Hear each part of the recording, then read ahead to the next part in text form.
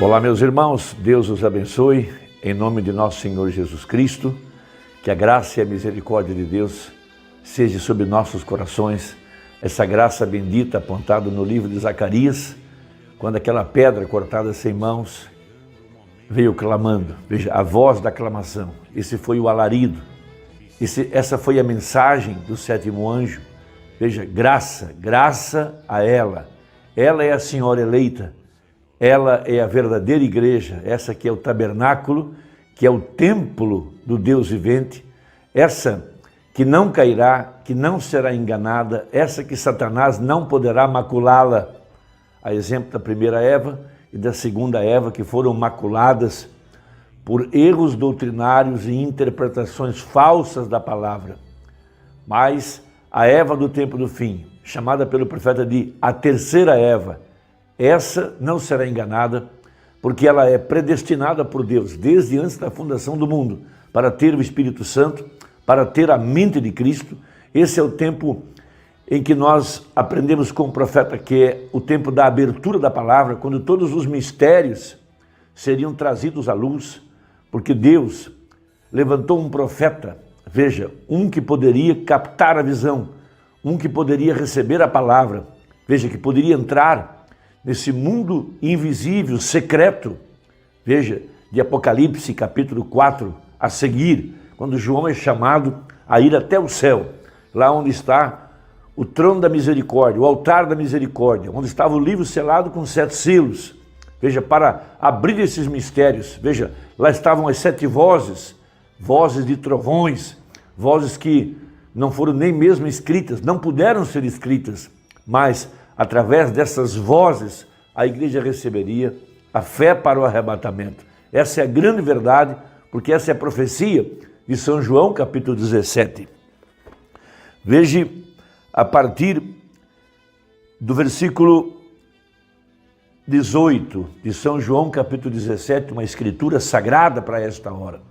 A verdadeira igreja, ela sabe que em ordem para receber a fé para o arrebatamento, essa igreja está constantemente, diariamente, em comunhão com a palavra, em comunhão com a verdade, alimentando-se da verdade desta mensagem, porque essa mensagem foi enviada para restaurar a fé original, trazer a igreja à condição apostólica, de não tirar e nem acrescentar absolutamente nada, de permanecer fiel à inadulterada palavra de Deus, aquela palavra que foi inspirada por Deus, que os profetas captaram ela, e a igreja está vivendo de fé na palavra, sem misturar absolutamente nada, uma fé pura, tirando todo o fermento para fora.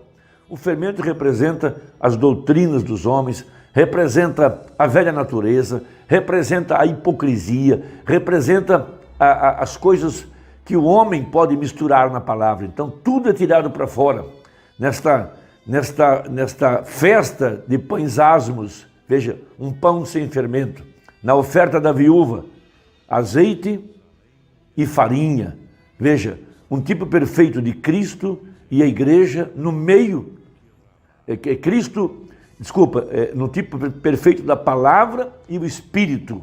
Veja, o mistério de Cristo em seu corpo, que é a igreja. Uma mulher que pôde receber o espírito de Elias, em tempo de crise, em tempo de lockdown, em tempo de pressão econômica, em tempo em que as pragas estão caindo sobre a terra. Há uma igreja que recebeu o alimento espiritual, que tem a farinha moída, toda do mesmo tamanho.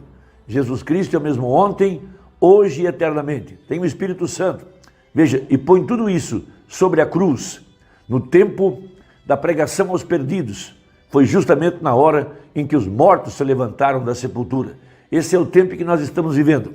Então diz assim a Bíblia, assim como tu, o melhor, verso 17, santifica-os na verdade, a tua palavra é a verdade. A única maneira de ser limpo completamente é através da verdade da palavra. Jesus disse, e conhecereis a verdade, e a verdade vos libertará. Então a verdade, veja, a lavagem da água pela palavra, constantemente lendo a palavra, crendo nela, dando glória a Deus, meditando diariamente, Veja, a palavra por si só, ela faz uma lavagem no indivíduo.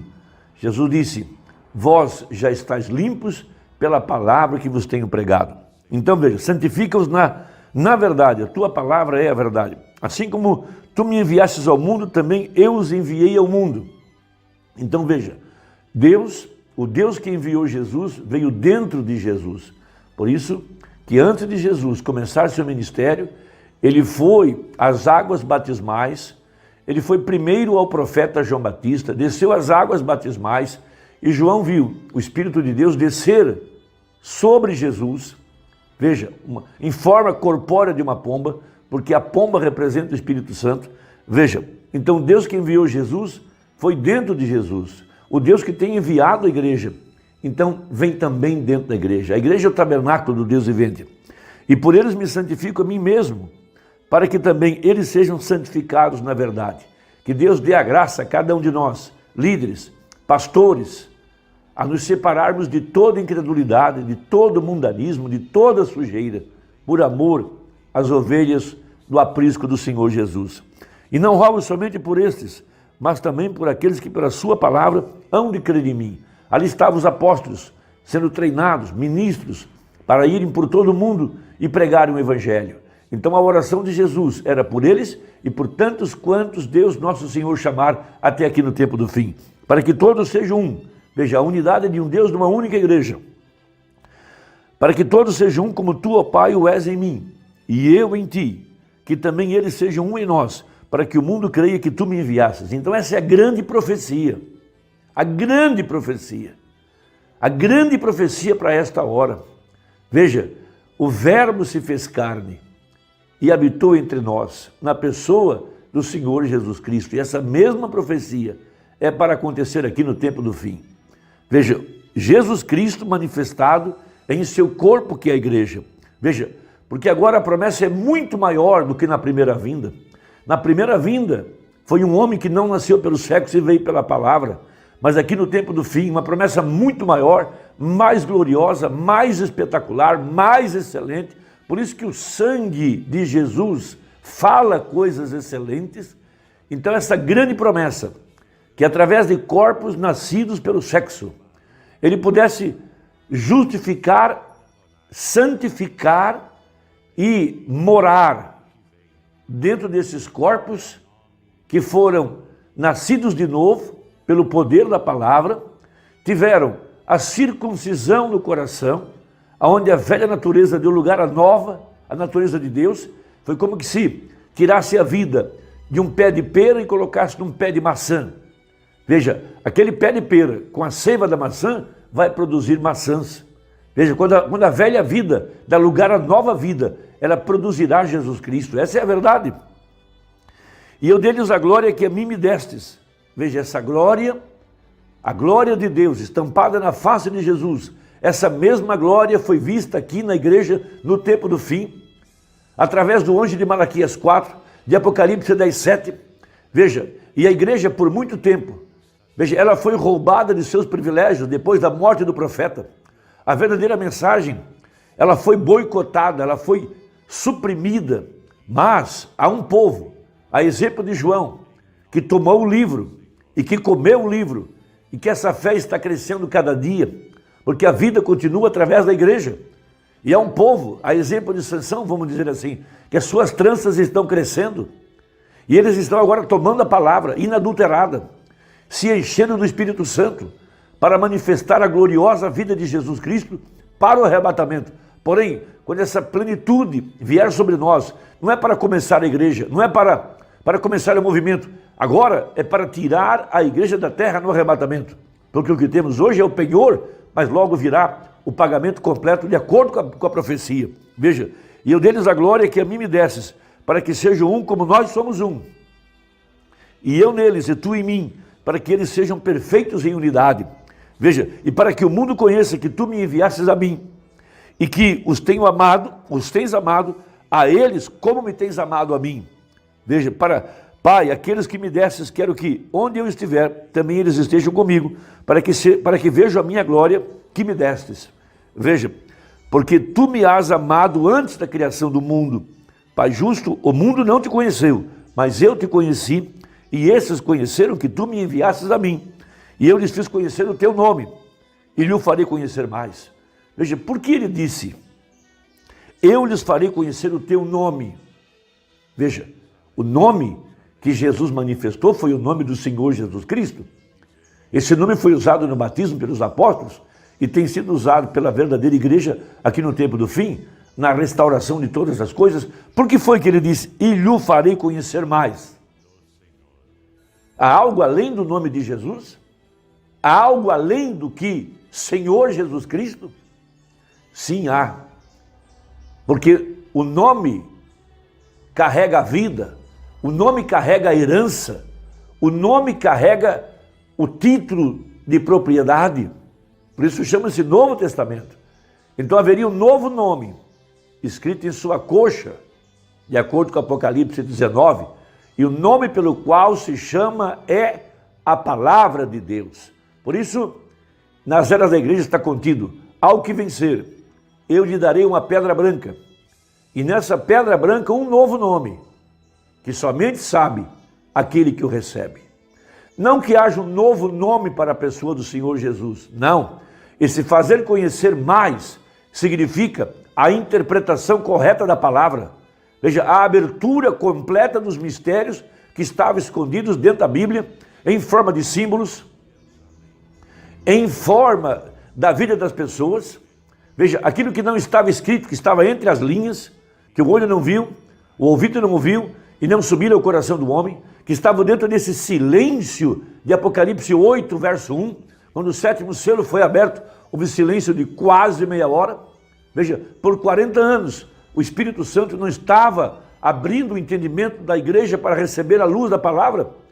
Então temos Apocalipse 10, verso 8, e tornou o anjo a falar comigo. Veja, o silêncio durou exatamente 40 anos.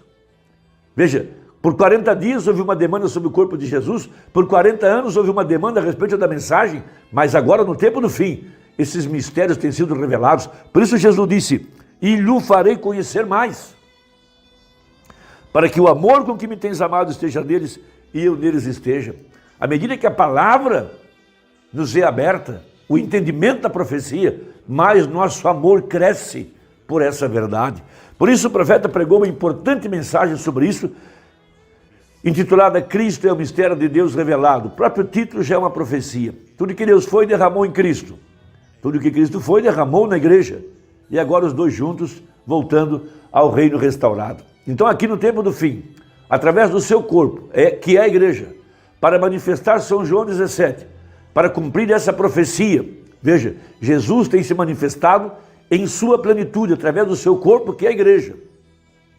E o que Deus fez através do primeiro molho maduro, desse ministério de Apocalipse 17, Ele está agora fazendo com a igreja. A diferença entre Jesus Cristo, que nasceu pela palavra, e o anjo de Malaquias 4, e por conseguinte de Apocalipse 17, a diferença foi apenas o corpo.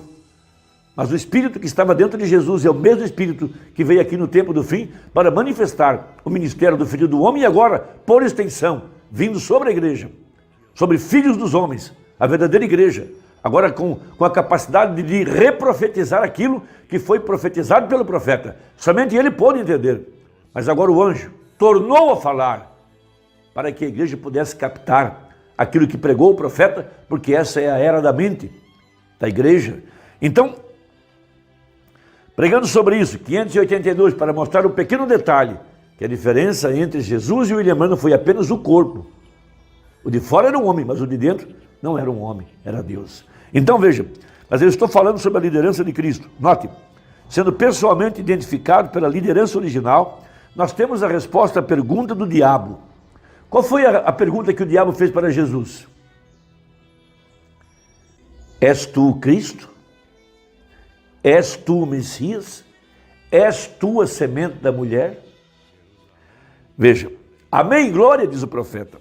Nós temos a resposta à pergunta do diabo. Ele, Cristo, está ressuscitado e tem pago o preço e levantado o corpo. O diabo não pode suportar isso. Essa é a razão porque esses reinos ecumênicos estão se estabelecendo. Essa é a razão porque eles todos estão entrando no que eles estão fazendo agora. O diabo. Essa é a razão porque ele está uivando da maneira que ele está. Sua iniquidade tem sido, veja, sua trama tem sido descoberta pelo Cristo ressuscitado e levantado na liderança sobre o seu corpo. Glória, diz o profeta. Toda a trama do diabo, descoberta pela revelação dos 7 selos de Apocalipse, os mistérios que estavam escondidos. Você pensa que eu estou fora de mim, diz o Mombrana? Eu não estou. Nós temos a resposta ao diabo. Não sou eu quem vivo, mas Cristo, a palavra, vivendo em mim. Não é minha ideia, é seu poder. Não é minha ideia, é sua palavra. Ele prometeu isso e aqui está. Ele disse que estaria aqui e aqui está. Nós temos a resposta ao diabo. Cristo está ressuscitado e tem pago o preço para a nossa redenção. O que Deus em Cristo manifestou, Ele deu essa carne, isso e o sangue, para que no sangue pudesse vir a vida e a carne ser redimida, para que Deus, nessa carne redimida, pudesse manifestar sua palavra para o dia, assim como Ele o fez naquele dia. Então fica estabelecido a diferença entre Jesus e o 7º anjo foi apenas a carne. Lá foi um preço nascido, foi um corpo nascido pela palavra. Aqui é um corpo redimido pelo sangue. Uma promessa muito maior. Deus te abençoe.